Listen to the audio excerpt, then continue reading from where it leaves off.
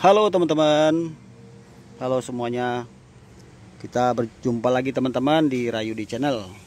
Salam otomotif buat teman-teman semuanya. Semoga sehat teman-teman ya, dan dimudahkan rezekinya. Hari ini lancar ya dalam aktivitasnya, amin. Teman-teman, video kali ini saya mau sedikit berbagi dengan teman-teman ya. Ini ada saya lagi mengerjakan mobil Avanza 1300 cc.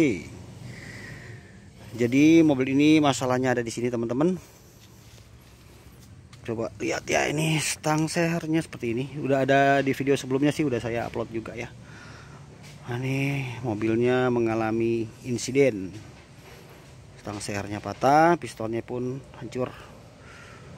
Nah, jadi di sini ada beberapa hal yang mau saya sharing dengan teman-teman ya, mau saya bagikan untuk sebagai pengetahuan buat teman-teman ya. Bagaimana caranya supaya kita terhindar dari kerusakan seperti ini. Jadi maksudnya walaupun bisa terjadi, tapi kita ada upaya ya, ada upaya untuk mencegah gitu maksudnya teman-teman. Oke, kemudian mobil ini tuh sering sekali di bengkel ya teman-teman. Manja banget ini Avanza ini, cengeng maksudnya ya. Kalau dibawa jalan itu pernah dulu saya mobilnya kena banjir, stang sehernya bengkok langsung. Tapi nggak seperti ini. Waktu itu bengkok aja, nyerempet di pinggir blok mesin terus bunyi kan, akhirnya mesinnya turun. Saya tanya kenapa, habis kebanjiran katanya. Dia ada beberapa faktor ya yang menyebabkan sampai begini nih kondisinya, ada beberapa faktor ya teman-teman. Jadi untuk kasus mobil ini sebetulnya saya tidak tahu pasti awalnya itu kenapa, karena mobil ini tuh diderek ya, diderek dengan kondisi mesin sudah macet. Jadi langsung saya cek, ternyata memang benar harus turun mesin, dan saya dapati ini kerusakannya. Nah, untuk saya menganalisa ya apa yang terjadi, atau maksudnya penyebabnya apa sampai seperti ini tuh, kalau kita analisa ada beberapa faktor ya teman-teman. Nah, faktor yang pertama itu yang seperti biasa mobil terlalu cengeng, mobil ini kena air sedikit, banjir sedikit apa suka begini nih, kalau nggak nomor 1, 2, 3 atau 4. Yang kedua, karet tutup kap mesin bagian belakang itu yang di bawah wiper tuh kan ada karet tuh kap mesin.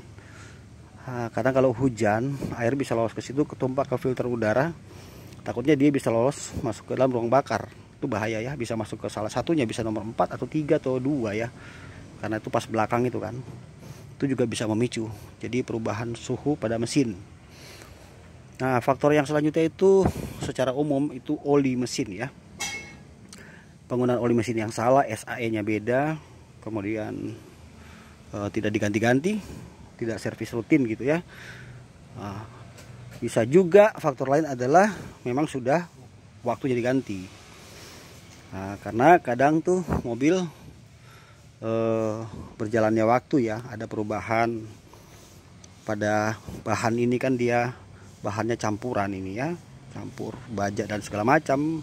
Ketika panas dia kan berubah, atau bisa juga mobil itu pernah sempat turun mesin, digantinya pakai yang stang yang rekondisi atau bukan yang original, jadi cacat produksi.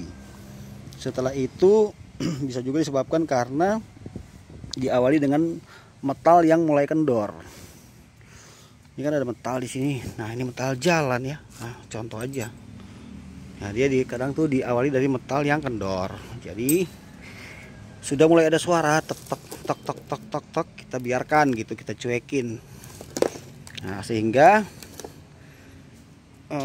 yang terjadi itu, ini kan dipasang begini ya, ada empat ya, 1, 2, 3, 4. Ini kan mobil 4 silinder ya, jadi ada 4. Jadi di sini kadang sudah didahului dengan metal yang sudah rusak, sudah mulai kendor, kita biarkan. Setelah itu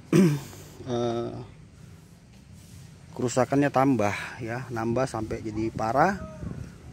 Ketika kita di RPM tinggi, nah akhirnya dia jebol. Selanjutnya lagi penyebabnya bisa karena pompa oli yang tidak bekerja maksimal. Kalau Avanza tuh ini pompa olinya ya. Nah, jadi waktu ini berputar, oli kan akan disalurkan semua ya ke bagian internal mesin, kemudian ke bagian sini klep di atas. dia kan tersuplai. Oke, jadi untuk beberapa kemungkinan itu yang saya jelaskan bisa menyebabkan ya. Intinya gini teman-teman, kalau misalnya mobil kita udah ada terasa aneh gitu ya, terlebih buat kalian yang baru aja beli mobil second ya, cepat ganti oli, tune up, terus konsultasikan dengan montir bagaimana kondisi mobil saya. Setelah itu maksudnya kalau ada kebocoran oli di mesin segera perbaiki supaya oli tidak berkurang. Oke, itu kira-kira penyebabnya ya teman-teman ya. Nah, untuk kita mengantisipasi jangan sampai hal ini terjadi sampai turun mesin begini teman-teman, adalah dengan cara kita merawat mobil kita ya. Tapi kalau kita sudah merawat masih tetap kejadian juga, ya memang buatan manusia ya, tetap aja harus turun. Oke, sekarang saya masuk pada inti video ini teman-teman.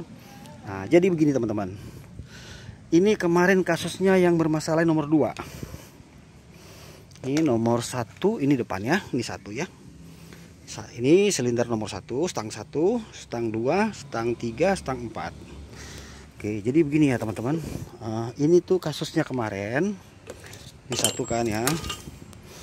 Kasusnya kemarin dia begini teman-teman.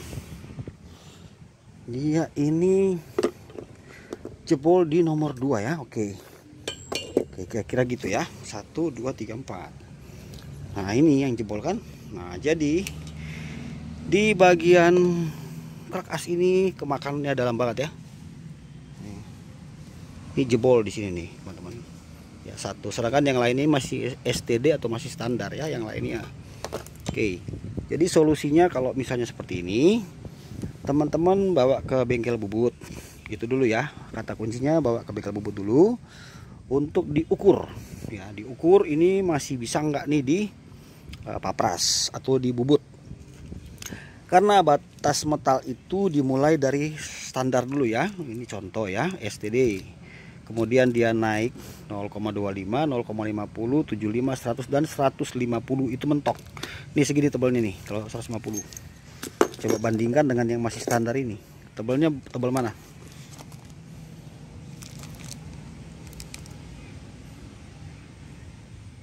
Oh, jauh ya, ini 150 nilainya. Nah, jadi bisa kelihatan nggak teman-teman?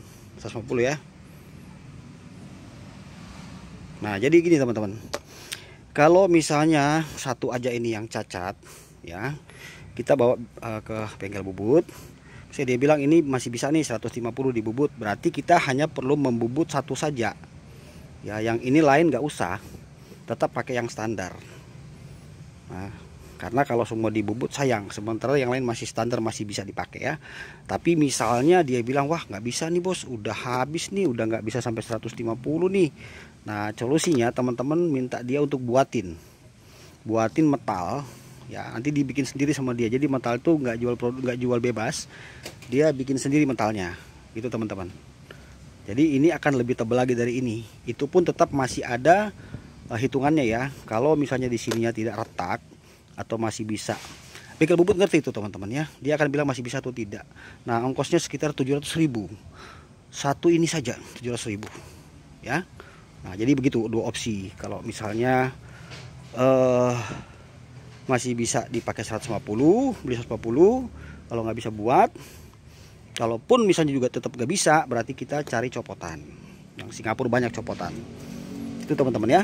Nah, jadi buat video ini sekedar saya ingatkan teman-teman, bila mana mengalami masalah yang sama, teman-teman dibilang sama pihak bengkel ya, oh kondisi metal begini gini gitu misalnya.